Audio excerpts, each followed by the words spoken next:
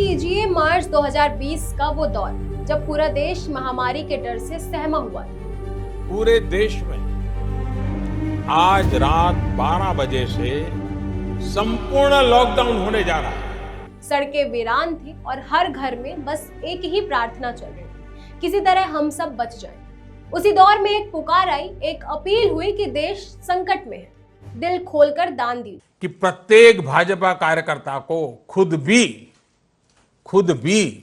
सहयोग करना है और बीजेपी के 40 साल निमित्त और 40 लोगों से भी पीएम केयर में फंड सहयोग करने के लिए प्रेरित करना है। और भारत की जनता का दिल कितना बड़ा है ये तो हम सब जानते ही हैं। किसी ने अपनी पेंशन दे दी, किसी ने अपनी गुल्लक तोड़ दी, तो किसी ने अपने पूरे महीने की सैलरी दान कर दी। यहाँ तक कि स्कूली बच्चों और दिहाड़ी मजदूरों ने भी अपनी जेब से पैसे निकालकर पीएम केयर्स फंड में जमा कर दिए। लेकिन दोस्तों, क्या आपने कभी सोचा कि संकट के दौर में जुटाए गए आपके और हमारे खून पसीने के पैसों का आखिर हुआ क्या है? ताजा ऑडिट रिपोर्ट के मुताबिक इस फंड में आज 8,500 करोड़ रुपए से ज्यादा रखे हुए हैं। लेकिन चौंकाने वाली बात जानते हैं क्या है? पिछले साल इसमें से सिर्फ 87 लाख रुपए खर्च हुए, यानी 1% भी नहीं। आखिर यह पैसा किसके लिए रखा गया है?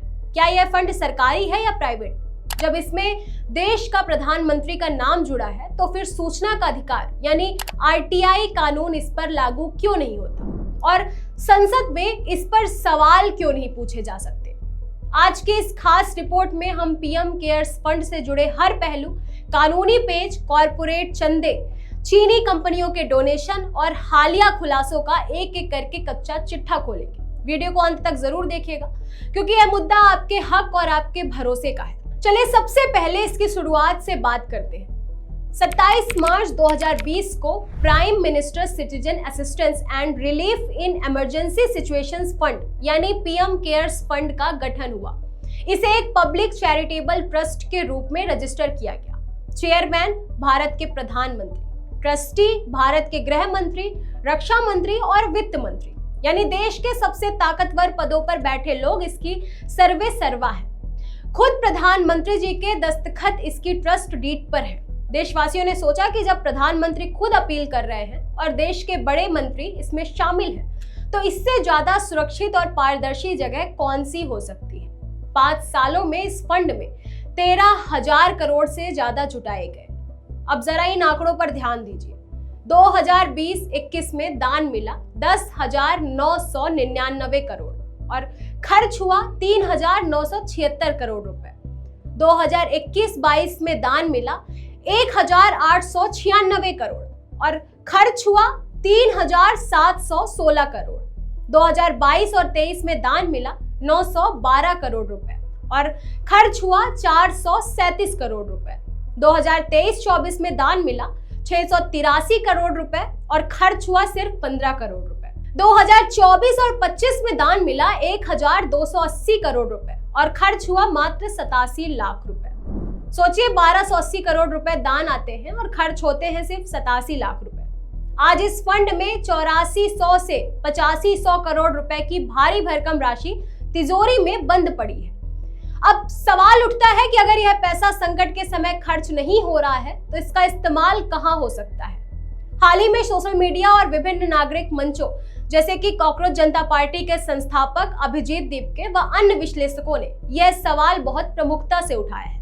जरा सोचिए, इस 8,500 करोड़ रुपए की रकम से देश में क्या क्या बदलाव आ सकते हैं। 1,000 से ज्यादा आधुनिक मॉडल स्कूल। अगर एक विश्व स्तरीय हाईटेक सरकारी स्कूल बनाने में 8 करोड़ रुपए का खर्च आता है तो इस पैसे से देश के पिछड़े इलाकों में 1,000 से ज्यादा मॉडल स्कूल बनाए जा सकते हैं। 42 जिलों में 300 बेड के अस्पताल, देश के 42 सबसे गरीब जिलों में वर्ल्ड क्लास अस्पताल खड़े किए जा सकते हैं। 2,000 से ज्यादा प्राइमरी हेल्थ सेंटर, गांव-गांव तक बेहतर स्वास्थ्य सुविधा पहुंच सकती है। 53 लाख घरों में साफ पानी, देश के लाखों बच्चों को पीने का साफ पानी और शौचालय की सुविधा मिल सकती है। जब देश के ग्रामीण इलाकों में बच्चे आज भी टूटी छतों के नीचे पढ़ रहे हैं, जब स्कूल में पीने का पानी तक नहीं है और प्रशासन कहता है कि बजट फंड की कमी है, तो फिर यह 8,500 करोड़ रुपए किस काम के लिए बचा कर रखे गए?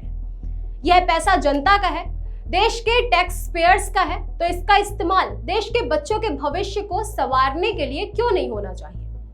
अब आते हैं इस कहानी के सबसे दिलचस्प और कानूनी पहलू पर। जब पीएम केयर्स फंड बना तो इसे सफल बनाने के लिए सरकार ने रातों रात देश के कई बड़े नियमों और कानूनों में ढील दे दी और संशोधन कर दिए।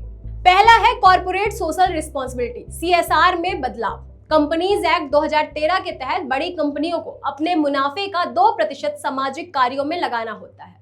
आमतौर पर यह नियम किसी प्राइवेट ट्रस्ट के लिए लागू नहीं होता, लेकिन कानून बदलकर पीएम केयर्स फंड में दिए गए दान को CSR का हिस्सा मान लिया गया। 100% टैक्स एक्सेम्पशन, सामान्य चैरिटेबल ट्रस्ट को दान देने पर सिर्फ 10% तक की सीमा पर ही टैक्स छूट मिलती है, लेकिन पीएम केयर्स फंड में दान देने वाली कंपनियों को 100% टैक्स छूट दी गई, वो भी बिना किसी ऊपरी सीमा के।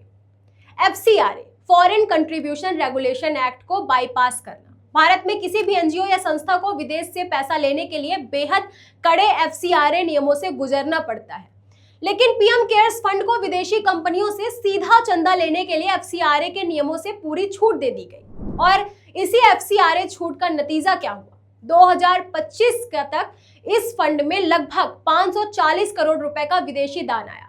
अब चूंकि यह फंड RTI के दायरे में नहीं आता, इसलिए सरकार ने आधिकारिक तौर पर तो नहीं बताया कि किस विदेशी कंपनी ने कितना पैसा दिया है, लेकिन पत्रकारों और मीडिया रिपोर्ट के खुलासे ने सबको चौंका दिया। ByteDance, टिकटॉक की पेरेंट कंपनी, चीन की इस कंपनी ने पीएम केयर्स फंड में 30 करोड़ रुपए का दान दिया।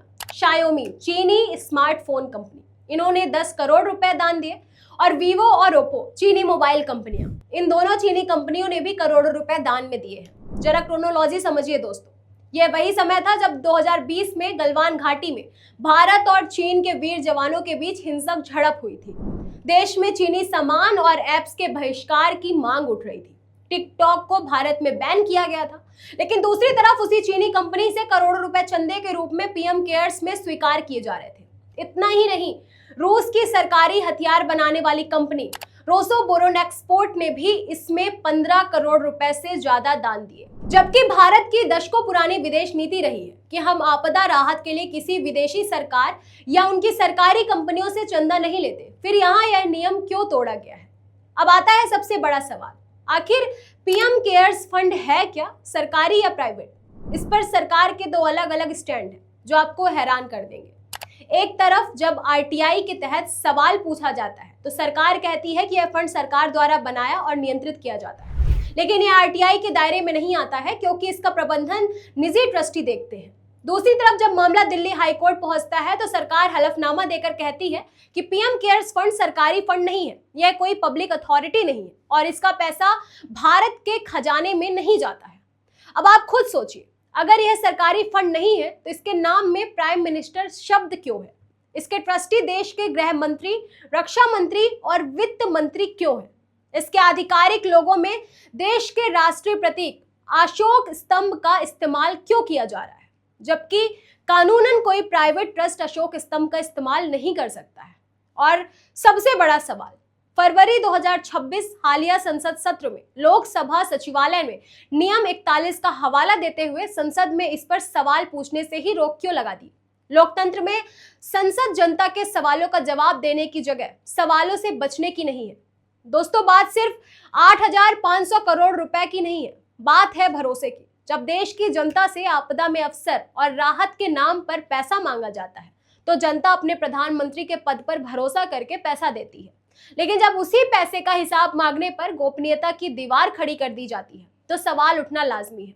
रामचंद्र गुहा जैसे इतिहासकारों ने भी सवाल उठाया है कि जब पहले से ही पीएम नेशनल रिलीफ फंड मौजूद था तो एक नया फंड बनाने की जरूरत ही क्या थी? ना खाऊंगा ना खाने दूंगा। और पारदर्शिता का वादा करने वाली सरकार को चाहिए कि वह सामने आए, इस पूरे फंड की CAG ऑडिट कराए और जनता के एक एक रुपए का हिसाब सार्वजनिक करे, क्योंकि लोकतंत्र में पारदर्शिता कोई दान नहीं है बल्कि जनता का अधिकार और सत्ता की जवाबदेही है। आपकी इस पूरे मुद्दे पर क्या राय है? क्या पीएम केयर्स में पड़े 8,500 करोड़ रुपए का इस्तेमाल देश के सरकारी स्कूलों और अस्पतालों को सुधारने में होना चाहिए?